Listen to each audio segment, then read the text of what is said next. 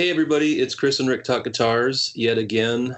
I'm Rick and that's Chris over there, over yonder. We're just still holed up in our COVID cocoons, still riding this shit out.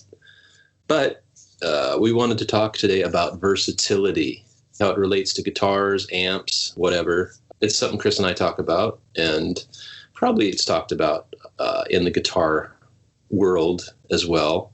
But anyway, we're just going to dive right in. Let's talk about guitars, I guess, to start with. And why don't you kind of give me a lay of the land of what you consider to be a versatile guitar, just to start things off, I guess. Well, when I think of versatile guitars, I think of back in, like, when I first started, probably up through at least the 90s, maybe. And I don't know if it's a thing now, but there was, like, the market kept trying to produce one guitar to rule them all. They would give you a guitar that was supposed to replace like 3 different guitars because it contained all the sounds of another guitar or something like that. The Super Strat from the 80s is a classic example where you have the humbucker in the bridge, and then you have like 2 Strat options in the middle and in the neck.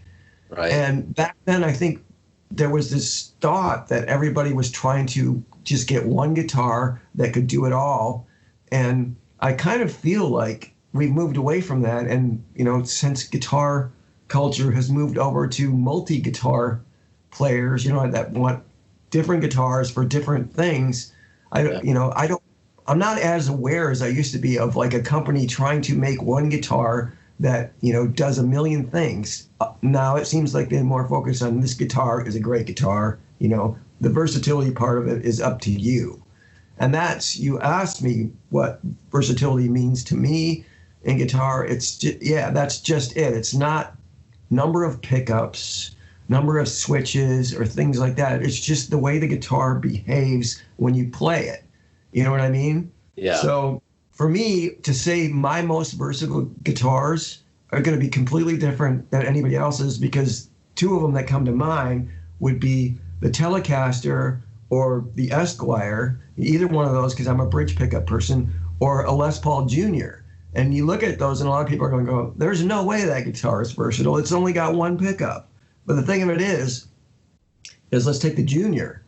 It has 1 really good pickup that is very dynamic and responds differently the way you play it. It's very responsive, for me anyway. So, yeah. You know, you play this, depending on what you're trying to get out of the instrument, play by the bridge. It sounds completely different than, you know, if you move like just an inch or so towards the neck.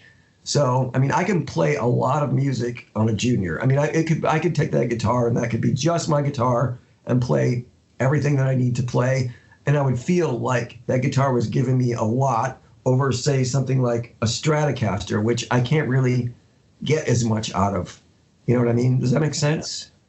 Yeah, that totally makes sense, man. And I think it's cool that you touched on just the player and the guitar, because exactly within that realm, no matter what guitar you're playing on, you really do have everybody has a wide range of sounds they can produce. If you use a pick and you pick really close to the bridge, you're going to get this more trebly, cool, high-end sound. And like you said, if you go closer to the neck, even using just 1 pickup, you're going to get a more bassy, warm sound. And just that alone, where you pick on the guitar, is going to get you different sounds and a little versatility with regard to sounds that you produce. Also, like you're saying, just whether you're digging in really hard or whether you lighten up on your playing, you're going to get a different sound out of that guitar too. So no, that makes perfect sense. And I actually think that's a really cool way to approach versatility. And I'm thinking back to other guitarists, prominent guitarists that I know, who have kind of said that over the years, right? Like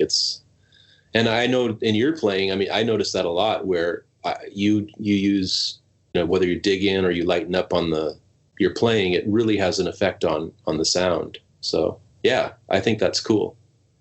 Yeah, I mean, I didn't answer that question very well. Versatility to me is more of a feel thing. You know, yeah. It's like when I pick up the guitar and I look at the music that I'm going to play and the kind of like what I'm going for in each set of songs, it's like, which one of these guitars is going to do that more all the way through and give me like the kind of varied sound that I'm looking for in that context. And it's usually not a guitar that you would think would be super versatile, because it would be a Junior or a Telecaster. A Stratocaster is a guitar that I love, and it's got 3 pickups, and you can get all these different amounts of bass. But that guitar, more than any guitar that I have, when I take that to a rehearsal or something, I often end up with the feeling I brought the wrong guitar, because it doesn't have that meat that, like, even a Telecaster, which is another Fender single coil, is there's just something missing from that. But then again, I love the Stratocaster for different reasons. There's something that it'll do that nothing else will. But I just was, thinking about the old concept of, like, guitar manufacturers trying to come up with the Swiss Army knife of guitars.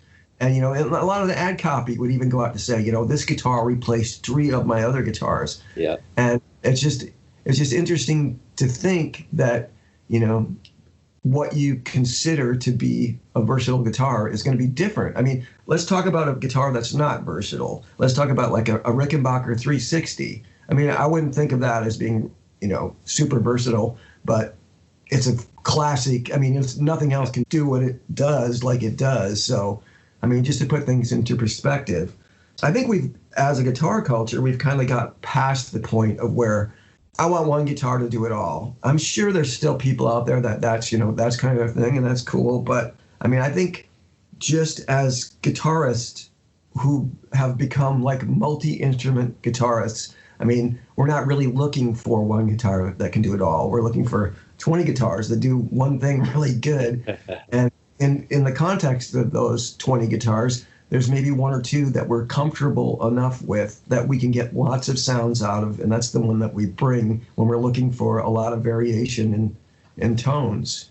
Yeah. And it doesn't necessarily amount to, for me, doesn't really necessarily amount to the number of pickups, the number of switches, the type of pickups, like coil taps or anything like that. It's just like a guitar that you can pick up and you just know that you can get certain things out of it because you're so familiar with it, and it's just like a really dynamic instrument, I guess. Yeah, I mean, I'm as we're talking, I'm remembering back to all these guitars in the 70s, especially when people were having their guitars modded with a coil tap, right? So I can have my humbucker, I can have my single coil, this other shit, and then manufacturers were making guitars like that too. And I had a couple guitars with coil taps, and I never liked it because the humbucker or the single coil never sounded as natural as, like, if I was playing a Strat. A single coil Strat or a Tele, you know what I mean? I don't know how to describe it, but anyway, it never sat well with me. And I've had a couple coil tap guitars, and it was just weird. I don't think they ever responded the way I kind of expected them to. I think some people, though, say you're a guitar player and you want to play a bunch of different stuff, and maybe there's that Variax too, I think, from Line 6, which is supposed to replicate all the, it's a modeling guitar essentially, right? I've also seen guys play electrics where they've had, I don't know whether it's the pickup they've had or where they have an acoustic setting on the electric, and it sounded pretty badass. I know guitarists like have this old Dan Electro with lipstick pickups because it does a certain thing, right? And it's more than the pickups, really. It's the whole guitar. It's just this thing, the way it's built, the way it just has a sound to it that I dig and that I want to go to when I need that sound. And so, I think it's cool. I think it can be like you and I know, it's like, okay, well, now I have 15 guitars. I don't think that's a bad thing. I don't think you do either, but maybe some person who doesn't have a lot of money or something, maybe one of these guitars fits the bill for them, right? It's like, okay, well, I have this guitar that does have a coil tap, and it suits me, but also maybe to that, maybe it's they don't know enough about the things we were talking about playing, right? Like where you play close to the bridge or close to the neck, or even your tone controls, right? I mean, there's an interesting video online where Clapton's, talking about his woman tone, right? Where he adjusts the tone to this on his SG, and it's like, oh shit, there's that crazy sound that you're known for or whatever. But or also just weird combinations, like Leslie West playing his Junior through a fucking PA system, right? Right. So, I mean, versatility comes in so many different ways, I guess I'm kind of meandering. Sorry about that. But as I'm thinking about it, I'm just thinking that it's such a topic that there's so many different ways to approach versatility and so many different definitions of versatility. I think it's a great conversation for all guitarists to have, because maybe it'll make you think about the gear you have in a different way, and I know it has for me. Like I'll see something and then it'll inspire me to go, well, shit, I never really mess with my tone controls, right? And I've got them and they're always on 10. If I fuck around with them, what will happen? But anyway, that was a ramble. I think it's a rambling topic. It's really, and you know, talking about the Strat. I mean, somebody who's starting out and maybe they want to play a bunch of their favorite songs, and one of their favorite songs happens to be Sweet Home Alabama. I mean, the Strat is where you're going to go to get that nasally, tone, and it's going to do it better than anything else. But so I definitely understand that, and I think back, I don't know. Even now, it's been years and years and years since I played in a cover band that did so much, so many live sets where we were trying to ape, whatever songs we were trying to do.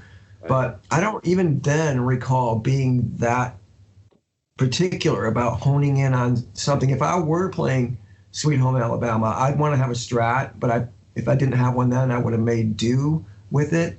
But yeah, I mean, the same thing with amplifiers. I mean, there was a while when amplifiers were, and I'm sure there still are, is, this amp will do, take the place of 15 amps. You can do all this stuff with them. And I've seen so many bands where it's like they have 400 sounds, but not one good one. You know what I mean? It's like, just, a good tone is, people are really going to appreciate it over more than like, this sounds like exactly like the tone on that song that's, you heard on a record. Yeah. Well, to that point, you brought me back to we were talking about, like, I was in cover bands when I was younger, and my setup was an 80 Flying V with humbuckers and a Marshall 100-watt half stack. And that was my rig.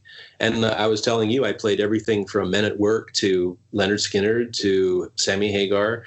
And it did sound great. And all I did was, I used my bridge pickup, I used my neck pickup, or a combination of, adjusting my preamp on my amp. And so I was able to get a lot of different sounds just with that setup, which is cool. So again, I think I'm glad you kind of brought up the fact that you consider like the Junior and the Tele versatile guitars, because your definition of versatility is really in your hands and positioning of where you're playing on the guitar, and you can do so much with that. And similarly, if you have a basic rig, you still have a lot of options available to you to get different sounds. So I think that's really something important to think about. Yeah. I mean, one way to look at it is like, if you were going into a recording session and you could bring one guitar, what would you bring? For me, it would, without even flinching, would be the Telecaster, because I use that on almost every recording, and I can get it to, behave in a track a certain way just by knowing it so well. And, it's like I said, it's on nearly everything I've ever recorded in some capacity. The Telecaster will be on there. I mean, for live over probably the last, like 10 years or so, I've kind of gravitated more towards the Gibson humbucking sound or the Gibson P90 sound, either of those. Versatility on a record, if you look at it as trying to get as many different textures and tones as you can out of one instrument, the Telecaster for me that's the guitar that I would definitely reach for. So that's with cool. You going to go to a session and record, and let's say you're recording like 6 songs or something like that, and they need various things, but you can only bring one guitar, which one would you bring? That's a great. I'd say it would probably be a Les Paul or something like that, because I have like a Les Paul Classic. I have the V. It might even be the V, actually. You know what I mean? Because that is, in terms of just the body and the neck construction, everything else, it's more akin to like an SG or a Junior, because it's just a slab of mahogany, right? And a mahogany neck, right? The difference is it's got humbuckers, and a Junior will have P90s. But again, the Vs to me are very versatile guitars, and I think just the body shape alone maybe is misleading to a lot of people, because they associate it with hard rock or metal, even though they came out in the 50s, right? But those guitars, there's a lot of versatility in those guitars in terms of the sounds you can produce. So I would say maybe the V, I would bring. And like I said, man, I remember so vividly getting all these different sounds out of my rig, the Marshall and the V.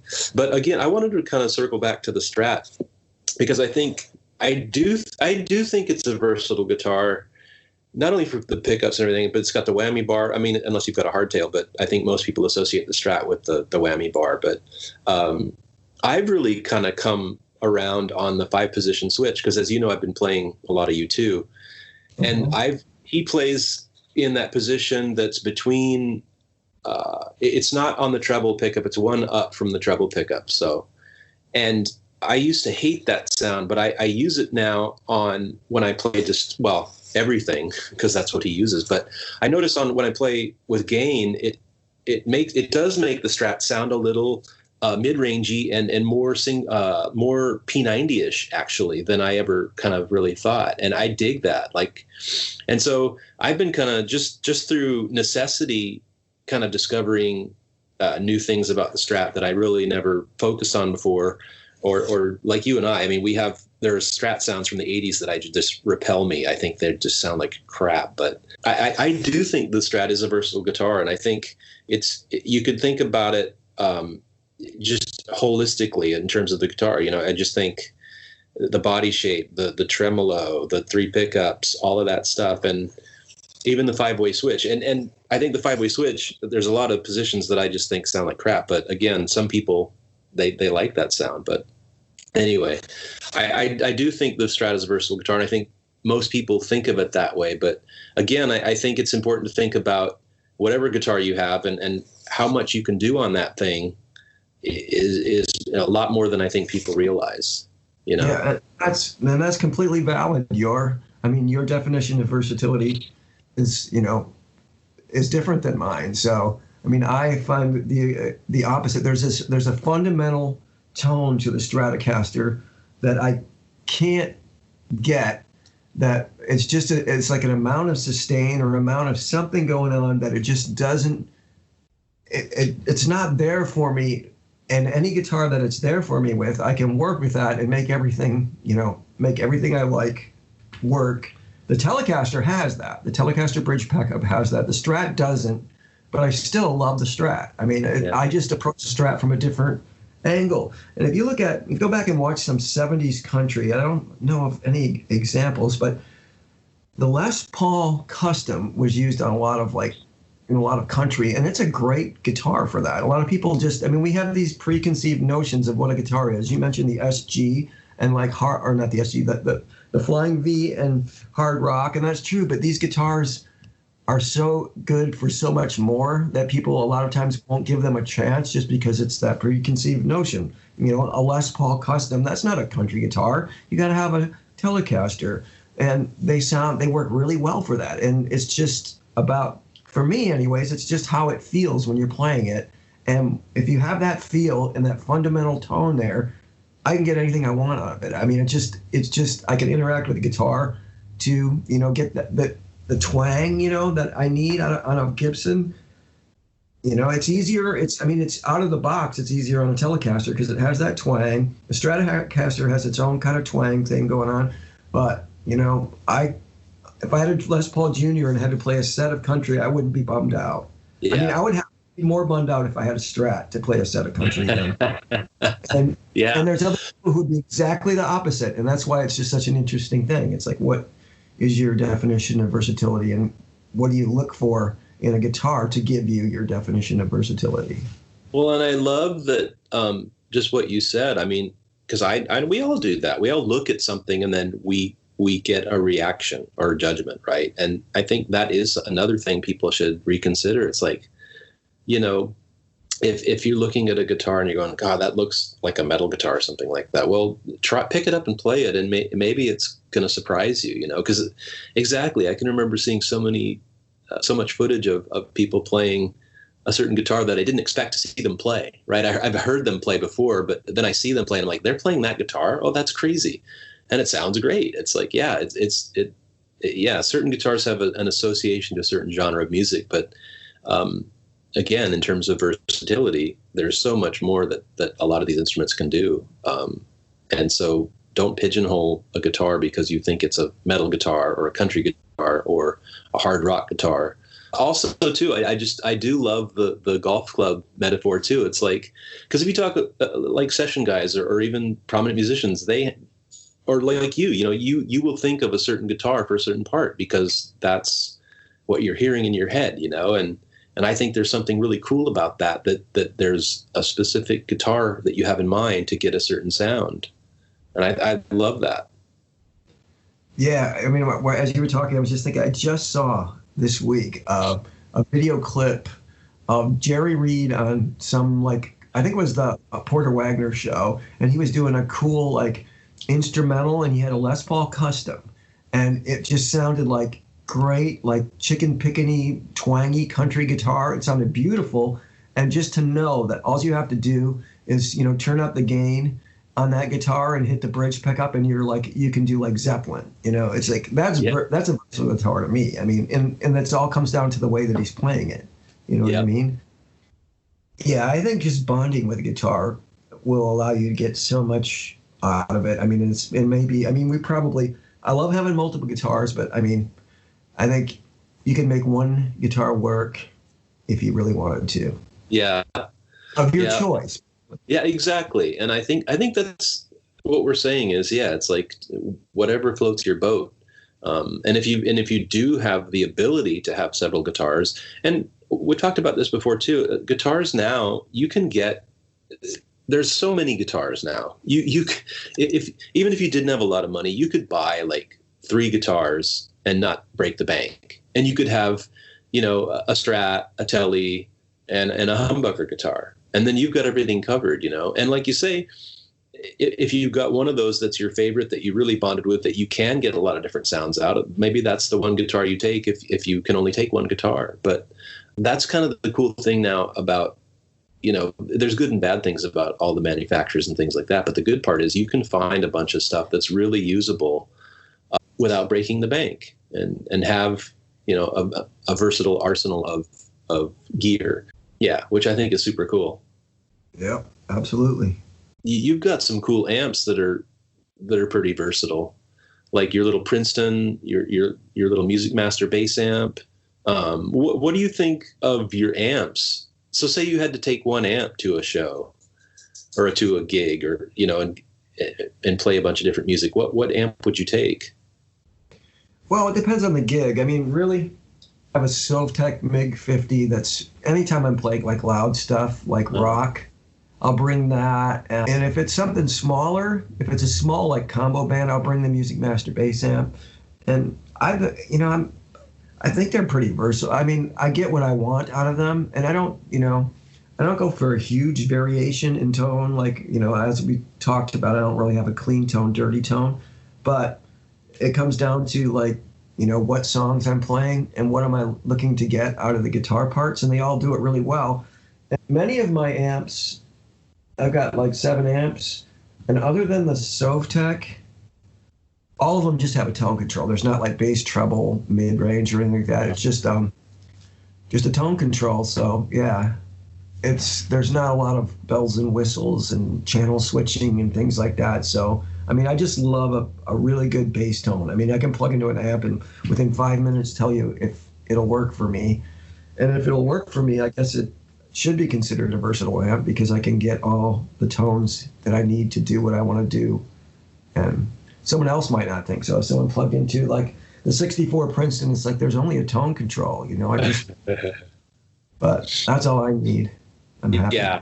I'm the same way. I really like simplicity in amps, and I have a Music Master bass amp, well, a couple, and then I have that Vox, the newer Vox C15, and that's a really cool amp too because it's got minimal controls, but it's pretty versatile in the range of sounds I can get from that thing. I can just go straight through the amp and get all the gain I want, or I can just use the preamp and dial it in as needed, which is super cool. So I'm kind of digging that amp. That's another thing too. I think about the complexity of some gear. It's like it's so complex. I just couldn't dial it in.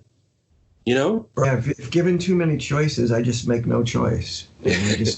Exactly. Yeah, exactly. I shrug and go, okay, well, I don't know. I guess I just don't know how to dial this damn thing in. But again, I mean, I guess in order to understand that, you have to get yourself into the mind of like, who uses this? It's like either somebody that's needs a million different little sounds for recording, like maybe recording with a bunch of different artists or something like that, or like a live act that wants to sound close to a lot of like these songs at this wide range. Right. But it's just like so many things for me though. It's like when you try to do so many things, you end up doing so many things but not very well. It's like, and then you have something that says, this is my thing. It's great. You can base everything you play off of it, take it and run, and then you don't have to worry about that thing anymore. Do you mess with your tone controls much on your guitars at all, or do you just like? I'm always curious too about guitarists and how they, because I've just always been everything on 10. I mean, I've adjusted volume sometimes, but on the guitar. But again, like most of the time, it's just like set my setup up and I'm on 10 and I play, and I don't know. Live, yeah, it's mostly on 10. Although the last couple of years, I've been trying to get away with having to bring a like a boost pedal to get my solos to punch out more. So I've been just kind of leaving a little bit on the volume to go, that much further. So I don't have to use a boost pedal. But no, recording is a totally different story. I'll do anything if I'm recording to get, to hear. I'll roll the tone back or do anything like that. But I mean, if you think about it, I mean, most of the bands I've been playing in the last few years, it's just like, you need a good rock tone. You need, a good rootsy rock tone. You need a good, like, folky country tone. And, what I have is what served me well for that. 9 times out of 10, it's a Les Paul Jr. or a Les Paul with humbuckers, or it's a Telecaster. So, I mean, make of that what you will, but I feel like it gives me everything I want, as far as variations in tone and, what I'm trying to project with the song. So that's, to me, the definition of versatile. Well, cool, man. Versatility. It's a topic that is wide-ranging. Talk about it amongst your friends. And thanks for listening. As always, Chris and I will continue to soldier on. We've got a couple of cool ideas coming up for our next episode, so stay tuned. Thanks for listening, as always. Check us out on social media. Chris, you got any parting thoughts? Play a lot of guitar out there. Awesome. See you later.